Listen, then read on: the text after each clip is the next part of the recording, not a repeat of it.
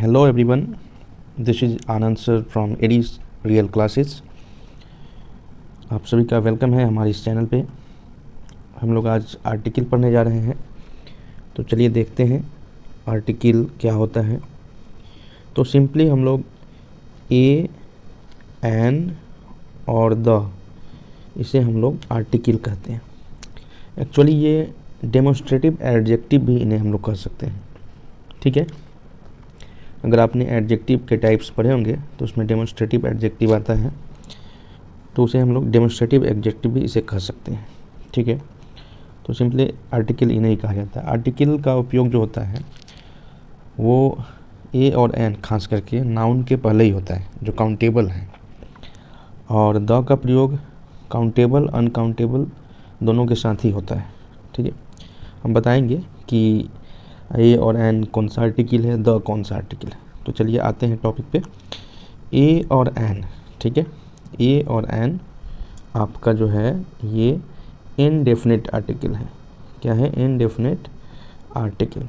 अब ये पूछेंगे आपकी कैसे है इनडेफिनिट आर्टिकल।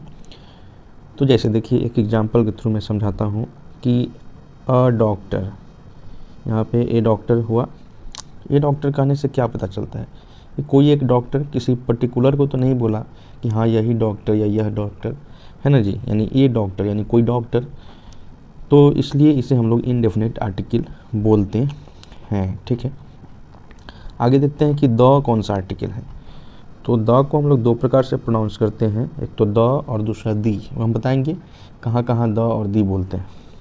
चलिए, तो द जो है ये एक डेफिनेट आर्टिकल है। क्या है? डेफिनेट आर्टिकल, ठीक है। जैसे हमने कहा द बुक, तो यानी किसी पर्टिकुलर बुक को हमने कहा, किसी विशेष बुक को कहा कि नहीं ये बुक, सेंस ये निकल रहा है ना कि यही बुक है, यानी किसी पर्टिकुलर बुक के विषय में हमने कहा, तो इससे विशेष किसी चीज़ को पॉइंट आउट कर रहा है, ठीक है। तो ये डेफिनेट आर्टिकल कैटेगरी में आ जाएगा। तो इतना तो आप समझ गए ए और एन क्या है, इनडेफिनेट आर्टिकल, और ये द जो है ये डेफिनेट आर्टिकल है। अब इसका यूज हम लोग समझ लेते हैं मोटा मोटी कि इसका यूज क्या है, ठीक है। आइए देखते हैं इसका इस्तेमाल। ए और एन ये हमेशा सिंगुलर काउंटेबल नाउन के साथ लगता है, ठीक है। सिंगुलर काउंटेबल नाउन आप जानते ही होंगे, ठीक है, यानी प्लूरल नहीं होना चाहिए, नाउन सिंगुलर होना चाहिए। ए और एन का मतलब ही होता है एक, तो जब प्लूरल हो जाएगा तो एक से अधिक हो जाएगा, इसलिए सिंगुलर, और उसमें भी काउंटेबल होना चाहिए। अब ये नहीं कि मिल्क वाटर इसके साथ नहीं लगेगा, ठीक है, काउंटेबल होना चाहिए। तो अब कैसे ए और एन का प्रयोग, तो इसमें मेन है एन। कहाँ एन का प्रयोग होगा अगर ये जान जाएंगे तो ये खुद ब खुद आपको पता चल जाएगा कहाँ लगेगा, ठीक है।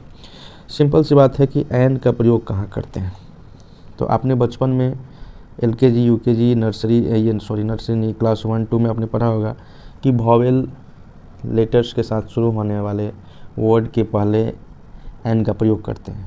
तो चूँकि उस समय आप छोटे थे तो आपको वो पढ़ाया गया था, लेकिन जैसे ही आपको आगे इसमें कन्फ्यूजन मिला होगा कि कई सारे वर्ड जो होते हैं वो वॉवेल से शुरू नहीं होते हैं, लेकिन फिर भी उसमें एन का प्रयोग लगता है। जैसे आप लोगों को देखने को मिला होगा कि ऑनेस्ट नहीं, ऑनेस्ट बॉय, तो यहाँ पे एन का प्रयोग लगता है, जबकि ये इनिशियल लेटर इसका एच है, लेकिन फिर भी एन लगा। तो यहाँ पे मेन बात क्या है, ध्यान से सुनिएगा। मेन बात ये है कि वॉवेल साउंड होना चाहिए, ठीक है। उच्चारण जो होना चाहिए वो स्वर की होना चाहिए। अगर स्वर का उच्चारण होगा तो वहाँ पे एन का प्रयोग करेंगे। तो इंग्लिश में जो भी वर्ड होगा उसका उच्चारण हम लोग प्रोनाउंसिएशन चेक करेंगे कि प्रोनाउंसिएशन वॉवेल साउंड है कि नहीं, ठीक है ना। ऐसा कई बार आपको मिला होगा कि जैसे वॉवेल AEIOU होता है, तो इन्हीं लेटर से शुरू हुए कई सारे वर्ड का उच्चारण वॉवेल साउंड में नहीं होता है। जैसे कि एक मैं बताता हूँ, यूनिवर्सिटी, ठीक है। तो यूनिवर्सिटी ये वाई साउंड से आ रहा है, ठीक है ना, ये वॉवेल साउंड से नहीं आ रहा है, ठीक है। तो एक इसका एक ट्रिक है कि आप हिंदी में भी, अगर हिंदी जानते हैं तो हिंदी में भी आप इसको पकड़ सकते हैं। हिंदी का जो स्वर होता है ओ आ वाला, उसके थ्रू आप इसका उच्चारण पकड़िए, ठीक है। अगर उस ओ आ के कैटेगरी में अगर आता है तो एन का प्रयोग कीजिए, अगर उससे बाहर आता है व्यंजन में तो ए का प्रयोग हो जाएगा। सिंपल सी बात है ना। तो चलिए देखते हैं कि एन का प्रयोग जो होता है वॉवेल साउंड के साथ होता है।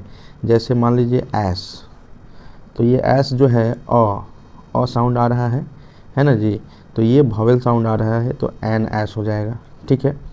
वहीं एक और चेक करते हैं हम लोग, खाओ, तो ये काउ जो है क साउंड है, यानी कि ये व्यंजन है, तो यहाँ पे क्या होगा, ए का प्रयोग होगा, ठीक है। तो साउंड चेक करके हम लोग कर सकते हैं।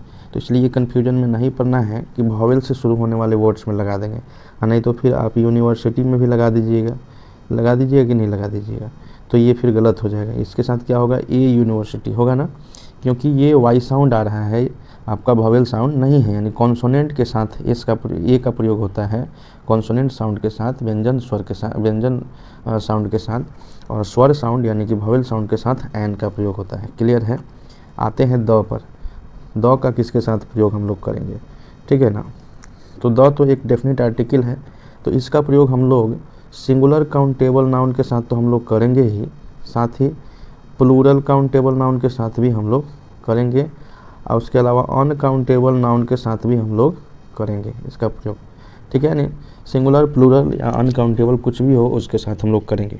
जैसे मान लीजिए बुक है, तो बुक के पहले हम द लगा सकते हैं, ठीक है। उसी तरीके से मिल्क है, तो मिल्क के पहले भी द लगा सकते हैं। उसी तरीके से बॉयज है, तो उसके पहले भी द लगा सकते हैं।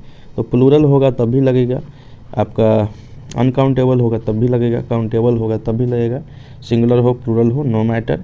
तो द का प्रयोग हर जगह होता है किसी चीज़ को पॉइंट आउट स्पेशली दर्शाने के लिए विशेष रूप से, है ना, द का प्रयोग हम लोग करते हैं। तो ए एन और द को मोटा मोटी आप समझ गए होंगे, और यही है मुख्य रूप से यूज। अगर इसका एडवांस अगर आप देखना चाहते हैं तो आगे हम वीडियो बनाएंगे, आप कमेंट बॉक्स में लिखिएगा, तो आपके रिक्वायरमेंट के मुताबिक इसका एडवांस पोर्शन जो है तो उसको हम करा देंगे, जो कि आपके विभिन्न एग्ज़ाम्स में, एसएससी वगैरह में, या फिर कोई भी एग्ज़ाम आप दे रहे हों जहाँ पे इंग्लिश से प्रश्न आते हैं, या फिर अपने ग्रामर के स्ट्रॉन्ग करने के लिए, तो आप कमेंट बॉक्स में लिखिएगा, इसका एडवांस भी हम बना देंगे। तो ये तो इसका बेसिक यूज़ था, और बहुत ही इम्पोर्टेंट ये फाउंडेशन है ना। इतना जानकारी सभी को होना चाहिए, ठीक है। तो ये सभी के लिए बेहद ही उपयोगी वीडियो था, तो इसको ध्यान से और बार बार देखिएगा, आपको बहुत ज़्यादा समझ में आएगा। बहुत बहुत धन्यवाद हमारे साथ जुड़ने के लिए, आप सभी का बहुत बहुत शुक्रिया। जय हिंद, जय भारत, अपना विशेष ख्याल रखिए, और जय बिहार। Thank you.